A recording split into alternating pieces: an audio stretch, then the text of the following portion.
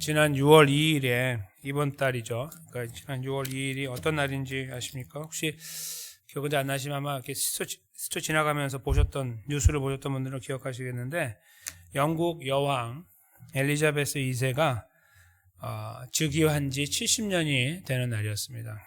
1953년 6월 2일에 여왕이 됐어요. 영국에. 그래서 엘리자베스 2세라고 이제 부르는데 엘리자베스 그때로부터 딱 70년이 되는 날이에요. 이걸 뭐라고 부르는 줄 아세요? 네. 플래티넘 주빌리라고 불러요. 플래티넘 주빌리. 이제 그 당시 그날의 사진인데 4일간 국경일이었어요. 다 쉬고 4일 동안 이 잔치를 온 영국이 열었습니다. 근위병만 1,700여 명, 군마가 240마리, 군악대 400여 명 이렇게 행진을 하면서 저녁에서 그래서 이 축제의 분위기를 돋구고 4일 동안 지속이 됐는데요.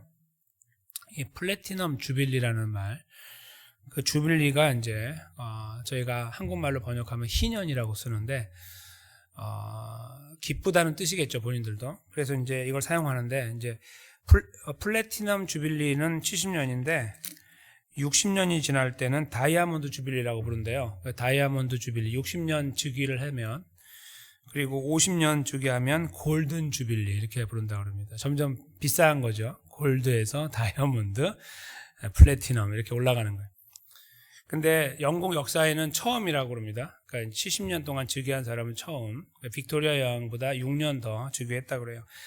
그래서 영국으로는 아주 큰 잔치의 날이 아닐 수 없고 세상에서 다 기뻐했어요. 이제 왜냐하면 우리 건 아니지만 그래도 저렇게까지 오랫동안 평화롭게 나라를 다스리는 거 쉽지 않은데, 그렇죠?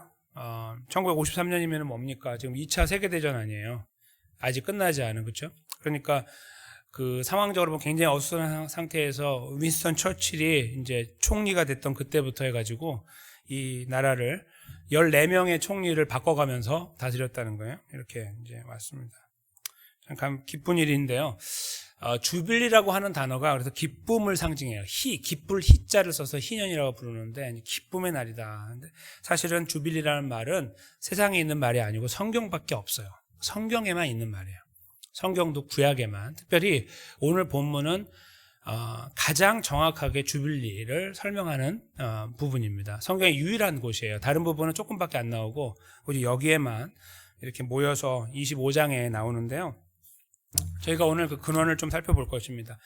왜냐하면 주빌리는 저희가 생각할 때 기쁠 희자를 쓰니까 기쁜, 영광스러운이라는 수식어가 붙어서 표현되거든요. 뭔가 기쁘고 좋은 날이라고 많이 저희가 이해를 해요.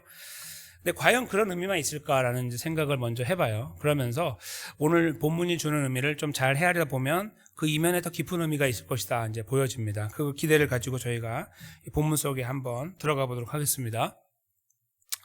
저희가 지난 수요일에 말씀 나누었던 것을 이제 기억해 내시면은 그때 하나님께서 이렇게 쉬는 것들을 자꾸 명령하셨던 것을 기억하는데 그 중에 가장 그 결정적인 것이 이제 안식년이라는 것으로 저희가 이제 이해를 했잖아요. 6년 일하고 1년 쉬라. 근데 그 일하는 거는 농사를 말합니다. 일반 일을 하지 말라는 말이 아니라 농사, 그러니까 땅을 쉬게 하는 목적과 더불어 사람이 쉬게 해서 둘 다 함께 쉬어서 하나님 앞에 그 안식을 통해 하나님의 주권을 인정하는 거다. 이렇게 저희가 이제 이해를 했습니다.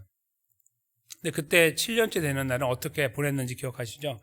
열매가 열리면은 거두지 않는다. 추수하면 안 돼요. 다 열렸는데 저거 내 건데 다 옛날에 같으면 내가 다 거두어드리고 다 팔면 돈인데 아무것도 건드리면 안 되고 가만둬야 돼요. 오늘 아침에 나가서 내가 복숭아 한 개 포도를 딴다고 하면은 포도 따서 먹고 내일 또 나가서 따서 먹어야지. 야, 다 와 해가지고 우르르 따가지고 저장해 놓으면 절대로 안 되는 거예요. 그게 바로 안식년을 지키는 방법이었잖아요. 근데 오늘은 저희가 이제 읽어서 이미 아시겠지만 그거를 7번을 지나게 되면 77이 49잖아요. 그러니까 49년째도 안식년이잖아요. 그러니까 이제 6년 일하고 48년까지 일하고 49년에 쉬어요. 안식년이니까. 그런데 50년이 되면 또 쉬어야 되는 거예요. 그러니까 연거푸 2번을 쉬는 거예요. 지금 7년에 한 번씩 쉬는 것도 이게 마음이 편하지가 않잖아요. 돈 벌어야 되는데. 그런데 하나님께서 딱 규정을 해놓은 거예요. 7, 7이 49. 그때 쉬고 다음 내가 되는 50년에 반드시 쉬어라. 어떻게 해요? 똑같이 쉬어야 돼요. 그때도 다 나는 거 거두면 안 되고 건드리면 안 되고 다 나누어야 되는 거예요. 그렇게 하나님께서 명령하셨어요. 2번을 연거푸 쉰다는 것 때문에 어떤 학자들은 이게 49년째를 말하는 거다 이렇게 말하는 분도 있어요. 저는 좀 이해가 전혀 안 되는 것이 성경에 명확하게 나와 있는데 왜 그걸로 논의를 하는지 모르겠어요. 근데 그분들의 컨선이 이거예요. 뭐냐면 하나님이 그렇게 무리하게 요구하실 리 없다 이거예요. 저는 굉장히 웃음이 나왔어요. 그분의 그 논리에. 네, 학자가 좀 의심스러웠죠. 죄송합니다만. 그러니까 여기 분명히 나온 것은 49, 77, 49까지 쉬고 다음에 50년째 반드시 쉬라고 한 거예요. 그래서 연거푸 2번 쉬는 거예요. 말이 안 되는 게 아니고 말이 되는 거예요. 일단은 말씀을 이렇게 드릴게요. 그 내용을 보면요. 오늘 본문에 이 포함되어 있지 않는 부분이 있어요. 제가 너무 길기 때문에 이제 이렇게 모았는데요. 13절부터 54절 굉장히 길어요. 그 내용을 보면은 어떤 내용이 나오냐면 중반에 이 안식년을 지낼 때마다 하나님께서 하신 놀라운 방법이 있는데 6년째 있잖아요. 6년째 거두어 드리는 것은 하나님께서 어떻게 복을 주셨냐면 그 말씀을 지키는 사람들에게 3년치를 주셨어요. 약속하셨어요. 3년치를 준다. 그러니까 6년째 추수하면 대풍년이 일어나는데 3배를 거두는 거예요. 보통 거둘 때보다 3배. 그래서 잘 저장해 놓으라는 거예요. 그래서 7년째 되는 날 괜히 건들지 말고 다 나눠주고 니네 거 뭐 저장해 놓은 거 1년 먹죠? 7년째는 안전하게 지나잖아요. 근데 7년은 쉬고 8년째 파종을 할 거 아니에요. 8년째도 먹을 게 없는 거예요, 사실. 그렇죠? 그러니까 8년째 먹을 것까지 다 준다 이거예요, 하나님이. 기가 막히죠? 그러니까 하나님께서 너네가 만약에 지키면 내가 다 줄 테니까 걱정하지 말고 지켜라. 이렇게 하나님께서 못을 박아 놓은 거예요. 이스라엘은 물론 안 지켰지만.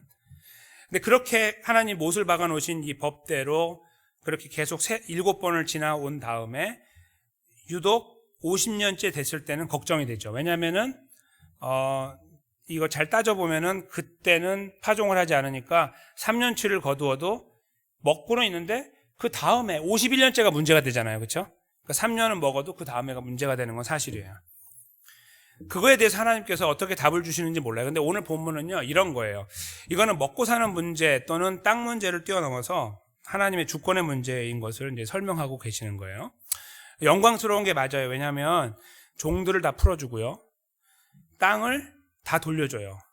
그러니까 내가 이제 땅을 여기 요 교회만큼 이렇게 땅을 받았어요. 조상들로부터 받게 되는데, 받게 되면은 그 땅에서 경작을 하는데 내가 돈이 필요해가지고 이거를 반을 팔았어요. 이렇게. 그렇게 판 것에 대해서 내가 다시 돈을 벌어서 이걸 다시 사가지고 내 걸로 만들어야 다시 회복을 해야 되는데 그 능력이 없어서 못하면 그냥 가만히 기다리면 돼요. 50년째까지. 지금 50년이 딱 되는 순간에 여기 다시 나한테 돌아오는 거예요. 그러면 이거를 아주 얄팍하게 생각하시는 분들, 아이, 그러면 뭐 일하냐? 대충 살면 되지. 하나님 다 돌려주는데. 평생 살아서 희년 한 번이나 만날까 말까 하겠죠. 사람이 사실은. 100년 살아야 2번 만나는 건데 당시에 그렇게 오래 안 살잖아요. 이 성경시대를 지나오면은 그렇게 안 살아요. 그러니까 한 번 정도 만나요. 평생. 그것도 하나님께서 빨리 데려가시면 못 만나는 거예요. 근데 50년 넘게 하시면은 어렸을 때부터 50년이면 사실 이 시간이 빨리 자기에게는 태어날 때부터 50년은 50대 되면은 희년 한 번 맞이하지만 100세까지 가야 2번째 만날 거 아니에요. 그래서 2번이 힘든 거예요. 그게 제일 쉽게 가는 방법이거든요. 100년 살면 2번 가는데 그 다음에는 방법이 없어요. 2번 경험하는. 그렇죠? 굉장히 어려워요. 그러니까 이 희년을 많이 경험하면서 뭔가 어차피 50년 기다리면 되지라고 말하는 게 이 얄팍한 이해고 잘못된 이해라는 거예요. 그거는 잘못된 이해고 그거보다는 이것이 상당히 무리해 보이는 요구다 하는 것을 저희가 금방 알아야 된다는 거죠. 왜냐하면 내가 돈을 들여갖고 저 땅을 샀는데 50년이 되면 내가 그걸 놓아봐야 된다는 거잖아요. 이렇게 굉장히 뭔가 억울하잖아요. 그렇죠? 이런 게 있고 종을 샀을 때도 다른 민족 중에 종을 샀을 때도 돌려주고요. 내 민족으로 이렇게 종을 만들어도 다 돌려주게 돼 있어요. 이렇게 다. 그래서 종이 된 사람도 회복이 돼요. 그러니까 기쁠 희자가 맞죠. 기쁠 희년이 맞는 거예요. 굉장히 영광스럽고 기쁘고 좋은 때가 되는 것이 분명해요. 이 희년은. 그런데 받는 자 입장에서는 그런데 주는 자 입장에서는 굉장히 골치 아픈 시간이에요. 그러니까 희년이라는 것은 영광스럽다, 기쁘다라는 것으로 저희가 많이 이해를 하는데 한쪽 면에서 이해하는 거죠. 한쪽 면에서. 반대편에서 보면 내가 열심히 노력해가지고 저 사람의 밭도 내가 사고 종도 거느리고 이렇게 했었어요. 근데 이게 뭔가 굉장히 생산성이 높은 아주 부자가 됐는데 어느 순간 내가 다 돌려줘가지고 똑같이 옛날처럼 돌아온다고 하면 굉장히 힘들 거 아니에요. 억울하고. 그렇죠? 가뜩이나 일도 못하고 지금 지난 49년에도 일 못했는데 지금도 일 못하는데 지금 여기 다 돌려주니까 다 계산해가지고 돌려주고 있을 때 이 상실감이 얼마나 크겠어요. 그렇죠? 근데 그거 해야 되는 거예요. 받는 자는 굉장히 좋아요. 그런데 주는 자는 굉장히 어려워요. 그게 이제 여기 중첩되어 있는 거예요. 두 가지가 다 이 희년이라는 것에 모여 있는 거예요. 하나님께서 큰 쉼표를 주시는 거예요. 주빌리라고 하는, 영어로 주빌리라고 하는 이 단어는 이제 한국어로 희년으로 번역이 됐는데 원래 주빌리라는 말은요. 원래 주빌리는 아니고 발음이 약간 좀 달라요. 원래는 유발이에요. 유발인데 이게 영어로 바뀌고 하면서 이제 주빌리가 됐는데 유발이 뭐냐면 양이란 뜻이에요. 램 영어로 RAM 램 그 양이란 뜻인데 뿔 달린 양이에요. 그래서 그 양이라고 하는 그 유발의 의미가 양도 되지만 양의 뿔이라는 의미도 돼요. 그래서 양각 나팔 아시죠? 이렇게 양뿔이라는 그 양각 나팔을 말하는 거예요. 유발이. 그런데 왜 양각 나팔이 이 주빌리라는 이름이 됐느냐? 왜 희년이라는 이름의 근원이 됐냐 하면 오늘 본문에 그 9절에 나오죠. 7월 10일은 속죄일이다. 욤키푸르라고 하는 지금도 지키고 있는 대속죄일을 말하는데요. 그때 나팔을 불거든요. 근데 그 50년째 되는 그 해에 7월 10일에 부는 나팔은 다른 거예요. 매년 부는 거하고 다르게 그때 부는 나팔은 지금부터 희년이다를 선포하는 그런 나팔이에요.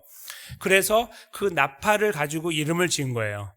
그래서 그 유발이라고 하는 말로 해서 주빌리 이게 나와서 이제 희년이라는 말이 된 거죠. 이제 그렇게 유발을 이해하시면 돼요. 그래서 하나님께서 7월 10일이 되면 이거 자유를 다 공포하도록 해가지고 다 돌아가도록 만들어버리는 이런 엄청난 사건을 하나님께서 이렇게 준비해 놓으셨어요. 지금 저희가요, 이제 땅도 돌려주고, 종도 돌려주고, 뭐 이렇게 돌려준다는 거 아니면 받는다는 거 여기에서 지금 머릿속에 어떤 걸 갖고 있냐면 저희가 계산을 이렇게 하게 돼요. 주냐, 받냐, 이런 것들을 이제 계산하는 이제 그런 이제 상황을 저희가 지금 지나가고 있는데 하나님께서 이 말씀을 주시면서 이스라엘 사람들이 당치 않습니다라고 하는 그들의 마음을 헤아리는 하나님께서 못을 박는, 쐐기를 박는 그런 말씀을 2번 여기다 넣어주셨는데, 그러니까 희년을 반드시 지켜야 되는 이유예요. 뭐냐면 42절하고 오늘 읽지 않았지만 55절에 나와요. 55절 저희가 마지막 절을 읽었잖아요. 거기를 다시 한번 보실까요? 55절. 이스라엘 자손은 나의 품꾼이 된다. 그들은 내가 애굽 땅에서 인도하여 낸 나의 품꾼이다. 나의 종이다. 그런 말이에요. 나는 너희 하나님 여호와다. 이렇게 말씀했습니다. 이게 뭐냐면 근본적으로 이거예요. 너희가 왜 이 법을 지켜야 되냐면은 니네들이 다 내 거야 이거고 너희가 원래 내 종들이야 이렇게 말씀하고 있는 거예요. 그러니까 너희들끼리 주인 행세하지 말고 내가 더 가졌으니까 주인이고 얘가 종입니다 이런 거 하지 말고 그 시간을 너희가 49년 누린 다음에는 다 디폴트 시켜라. 영어로 디폴트 아예 없는 걸로 시켜라. 원점으로 돌려보내라. 왜냐하면 그렇게 함으로써 너희의 주인은 나 하나뿐인 것을 알도록 해라 이거예요. 너희 모두의 주인은 너희 안에서 서로 위아래가 있는 게 아니라 너희는 다 똑같고 너희의 주인은 딱 한 분, 하나님뿐이다 하는 것을 알도록 하라는 거예요. 너희 원래 애굽에서 종이었어. 그런데 너희가 지금 내가 너희를 끄집어내서 너희가 나의 종이 됐어. 품꾼이라는 말씀을 쓰잖아요. 2번이나. 그렇죠? 그리고 사실 그 42절에도 품꾼이라는 말이 나오고 지금 여기서 표현하고 있는 종이라는 건 다 품꾼이에요. 돈 받고 일하는 사람. 그래서 저희가 노예 개념을 생각할 때 사람들이 특별히 미국에서 옛날에 남부 북부 나눠서 싸울 때에도 성경적이다 이렇게 말했었어요. 엉터리로. 노예가 성경적이다 말은 이 말씀 갖고서 한 거예요. 이런 여기 나와 있는 몇 가지 말씀을 갖고서. 근데 하나님이요. 여기 기가 막힌 말씀하시는 거예요. 너희가 종으로 데리고 있는 걔네들한테 돈 주라 이거예요. 돈. 무슨 말씀이냐면은 품꾼 노릇쓰라는 거죠.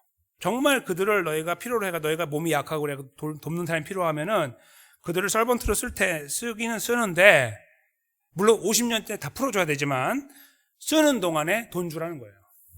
이게 무슨 종입니까? 이게 무슨 노예예요? 절대로 아니에요. 그렇죠? 그런데 아니 여기 성경에도 종을 쓰라고 여기 돼 있는데요. 이렇게 이해해가지고 엉터리 이야기를 한 거죠. 그렇죠? 그걸 잘 간파했어요. 링컨이. 그렇죠? 그래서 남북전쟁을 통해 하나님의 역사로 북부군이 승리해서 이 노예제도가 폐지되게 된 거예요.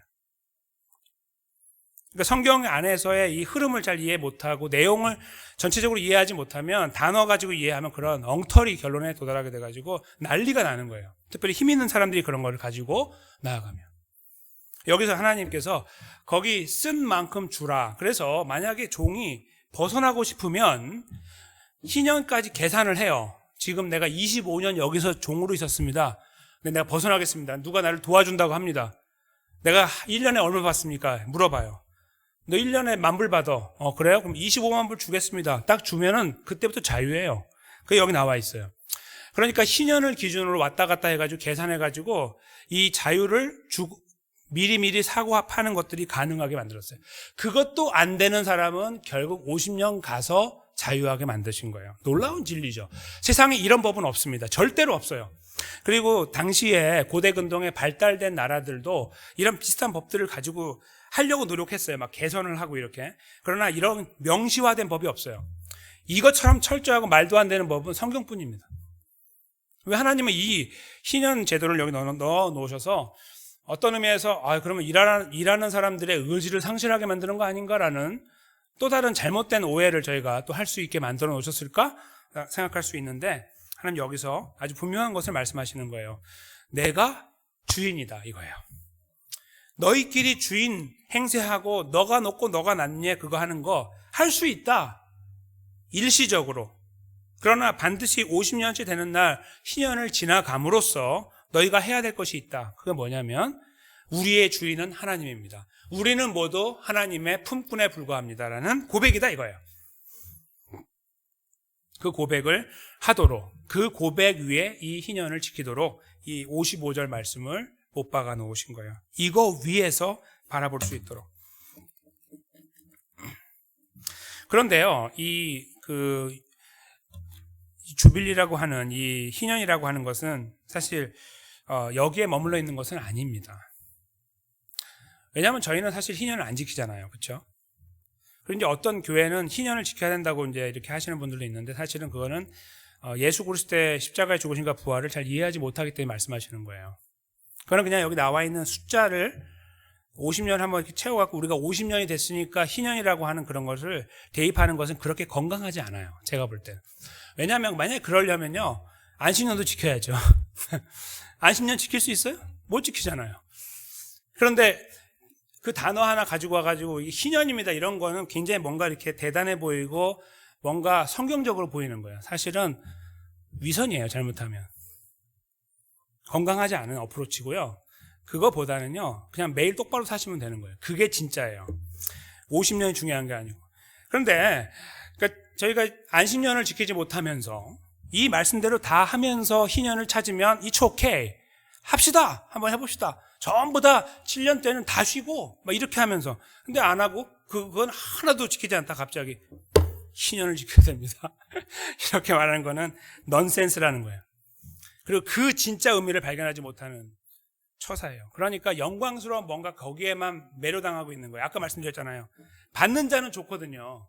영광스럽고 회복되는 것처럼 보여요. 그러나 주는 자는 달라요.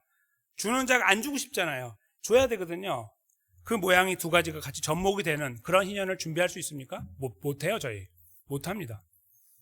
그러니까 여기 나와 있는 문자적인 이 내용 자체가 우리 안에서 그렇게 이루어져 나가는 것 자체가 얼마나 어렵고 불편하고 힘든 일인지를 저희가 분명하게 여기서 확인하게 돼요. 의미가 너무너무 좋아요. 하나님을 바라보게 만드니까. 그러나 현실적인 문제에 부딪히면 거의 이건 불가능해요. 그냥 불가능해요. 아무도 못해요, 이거.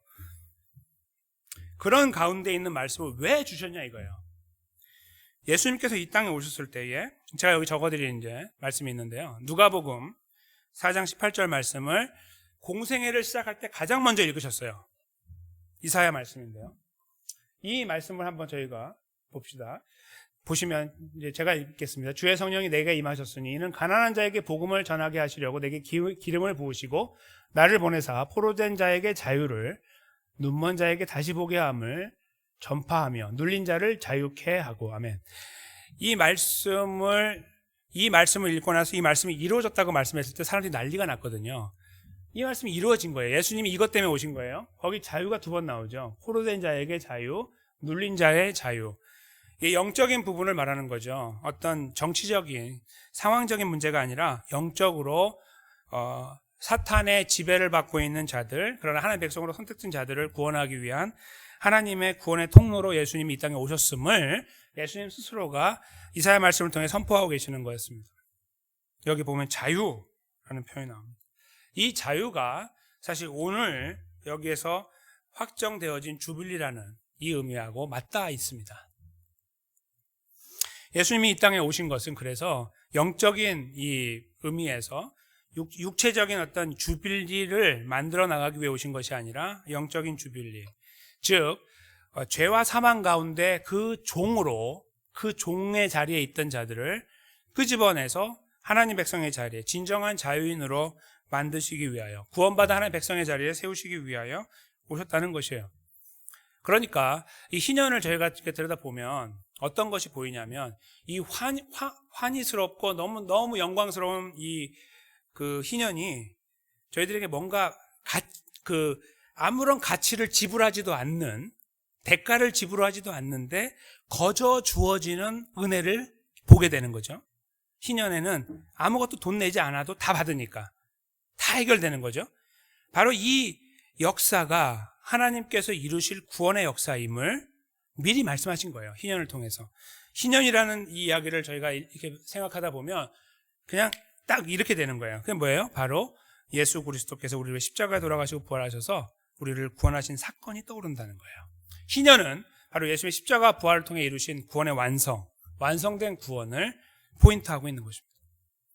그리고 그런 의미에서 만약에 우리가 예수님을 통해 진정한 자유를 얻었다고 했을 때는 받는 자의 입장에서 받았기 때문에 그 다음 단계로 가는 주는 역할을 하는 것이 따라온다는 것도 생각해야 돼요.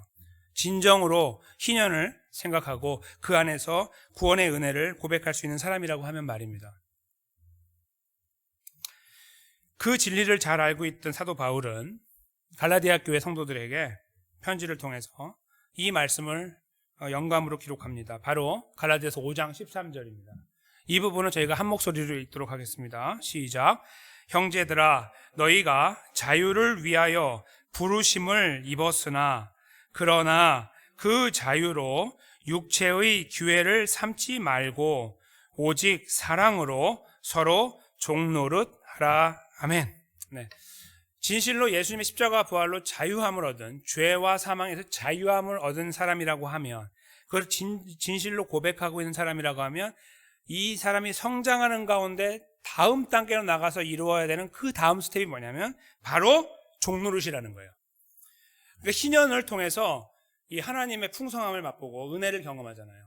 그렇죠? 그러면 이쪽에서 이 받는 자의 모양뿐만 아니라 주는 자의 모양 또한 함께 가져야 되는 것이 맞는 것처럼, 진실로 그 구원의 은혜를 받은 사람이라고 하면 이 희년의 그 진정한 의미가 되신 예수님의 십자가 부활이 이루신 구원을 받은 사람이라는 것을 확신하고 있을 때에 다음으로 걸어가야 되는 걸음은 주는 겁니다. 종노릇이라는 거예요. 그 안에서 서로 너가 높고 너가 낮고, 내가 높고 네가 낮고가 아니고, 어떤 몇 명의 그룹이 그렇게 하는 것도 아니고, 어떤 가정이 그렇게 하는 것도 아니라, 또 가정끼리 그렇게 하는 것도 아니라, 교회 안에서만, 또 교회 밖에서 어떤 한계를 놓고 그렇게 하는 것이 아닌 모든 살아가는 삶의 여정에서 사랑으로 서로 종노릇하는 거예요. 주님이 보이고 주님이 느껴지는 거예요. 언제 그렇게 잘 보이냐면 희년 같은 거 잘 지키지 못할 때, 안식년 잘 지키지 못할 때 그들이 보는 거예요. 예수님 오시기 전에 그들이 하나님의 은혜를 느끼는 방법은 7년째 됐을 때 제대로 하지 못하고 의심 나가지고 하나님이 다 주셨는데도 불구하고 더 막 거두어드리는 욕심 부리고 있을 때에도 하나님이 은혜를 주시고 있는 것을 경험할 때 그때 느끼는 거예요.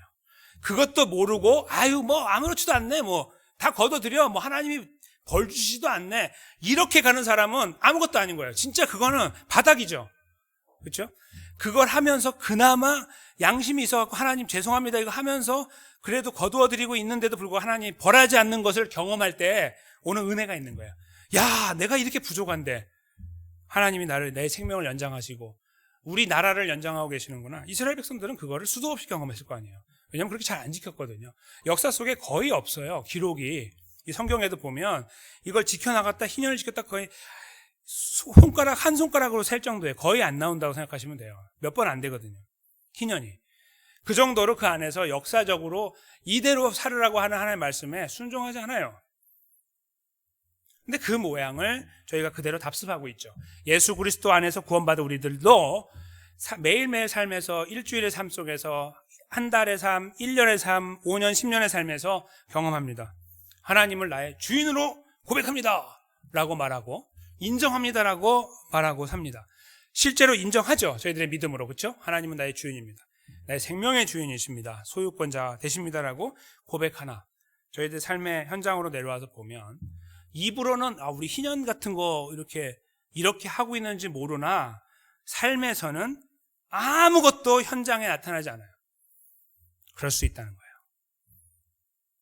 그 하나님이 내 삶의 주인이라고 고백하는 것이 입에 발린 말로 끝나버리고 삶에서는 역사하지 않는다는 거. 역사라는 거는요, 막 기적이 일어나는 게 아니라 내가 그걸 인정한다는 거예요. 그냥 매일매일.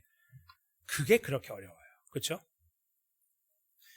그래서 이 갈라디아서 말씀을 저희가 잘 기억해야 된다는 거예요.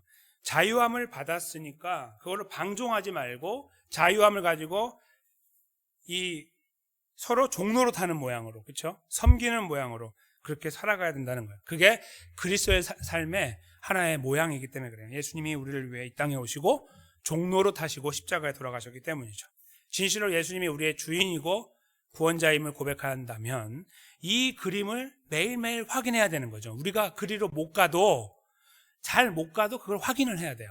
못 가니까 집어치우고 그냥 대충 가다가 그냥 또 다시 한번 그런 비슷한 말씀 들으면 그래야 되는데 이렇게 가는 게 아니라 거기에 있어야 된다는 거죠. 이게 방향이. 그래서 거기에서 누락될 때마다 죄송하고 다시 주님 붙잡고 하는 모양으로 우리들의 삶의 방향이 잡혀나가는 게 그게 있잖아요. 그게 진짜 희년을 인정하는 삶이고요. 그게 진짜 우리 뭐 희년해야 되는 거 아닙니까? 이런 말 필요 없이 그냥 희년을 사는 사람이에요. 그게 하나님을 진정으로 인정하는 희년의 진짜 의미를 알고 있는 하나님 백성의 걸음이 된다는 것입니다. 영광을 받았으니, 은혜를 받았으니 그 영광스러운 은혜를 나누어 나가는 삶. 이것이 바로 이 큰 쉼표 주빌리라는, 야 50년째 무조건 쉬어 라고 할 때 하나님 그게 말이 됩니까? 라고 하는 저희들 답변 앞에 하나님 주시는 말씀이에요. 그래, 말 된다, 내가 네 주인이다, 어쩔래, 이렇게 말씀하시는 겁니다. 그 앞에 저희가 뭐 계산하고 있고 이럴 필요가 없는 거예요. 하나님 맞습니다라고 고백할 때 하나님 책임지고 나가는 거죠. 그것은 50년마다 이루어지는 그때의 그림이 아니라 이제는 매일매일 삶 속에서 이루어지는 거예요. 매일매일 걸어가면서 하나님 정말 나의 주인입니다, 이걸 고백하고, 그러나 고백이 내 삶에 그대로 이루어지도록 은혜를 베풀어 주십시오를 기도하면서 주님 앞에 겸손하게 머리를 조아리는 삶, 이것이 있잖아요. 이 희년을 주신 하나님의 진정한 의미고, 예수님 안에서 이것을 발견하는 사람들이 마땅히 생각해야 될 부분이고, 그리고 성숙한 그리스도인의 걸음이 됩니다. 저는 사랑하는 성도님들과 제가 이 말씀의 의미를 그렇게 잘 이해하였으면 좋겠습니다. 비록 저희들의 삶이 연약하여 그 방향을 향해 가는 것이 그렇게 어렵고 무겁고 때로는 고통스럽고 때로는 고민스러워서 어찌할 바를 모를 때가 참 많다 할지라도 우리를 여기까지 인도하신 구원자 우리 하나님 아버지를 바라보면서 이 문제를 맡기고 가라고 하셨으니까 갈 수 있도록 해달라고 기도하고 은혜를 구하는 그러는 걸음을 통하여 진실로 살아계신 하나님께서 우리의 삶을 붙잡고 계시는 것들을 삶에서 실제로 경험하는, 또 누리게 되고 나누게 되고, 그리고 방종하지 않아 하고 그 자유함 속에서 섬겨 나가는, 보여 나가고 그리스도인으로 나누어 나가는, 또 증거해 나가고, 그리고 언행 심사를 통해서 표출해 나가는 그런 걸음들이 사랑하는 성도님들과 저의 삶에 아름답게 이루어져야 되지 않겠나 생각합니다. 그 자리에 저희가 믿음으로 함께 서기 원합니다. 우리의 구원자 예수 그리스도를 바라보고 우리와 성령님을 통해 연합하고 계신 예수님을 바라보고 이 모든 고민을 알고 계시는 예수님 앞에 납작 엎드려서 이 걸음을 향해 갈 수 있는 은혜를 달라고, 항상 붙잡고 움키고 가는 걸음이 아니고 또는 누구를 누르고 일어나는 걸음이 아니라 눌림 받고 침뱉음 당하고 뺏겨도 받으신 은혜가 있음으로 하여 주여 감사합니다. 예수님 따라가는 이 걸음 걸을 수 있도록 도와주십시오를 계속해서 요청하면서 아름답게 하나님 백성의 걸음 걸어가시는 하나님의 귀한 백성들의 걸음 되시기를 주님의 이름으로 간절히 축원합니다.